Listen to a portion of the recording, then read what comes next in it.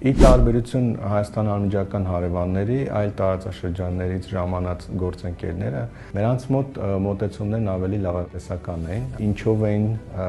պայմանավորում իրենց այդ դրական մոտեցումը, առաջին հերթին նաև իրենց երկրների շահերով, որովհետև ինչպես հասկացանք տարբեր քննարկումների ընթացքում նրանց երկրները տարածաշրջանը դիտարկվում որպես ամբողջական շուկա, ամբողջական տարանցիկ գոտի,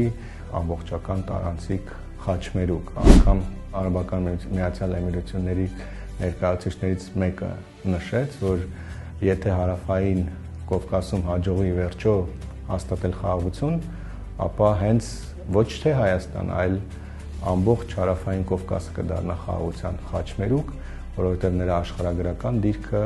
ամենակարևորն է միաժամանակ մի քանի տարածաշրջաններ միմյանց կապելու առումով։ Այդ գնահատականները, կրկնում եմ, հարավային Կովկասը ամբողջական տեսնելու, միասնական տեսնելու բավականաչափ մեծ հույսեր եւ հնարավորություններ կանխատեսելու առիթ են ստեղծել այդ տարածաշրջանների ժամանած հյուրերի շրջանում։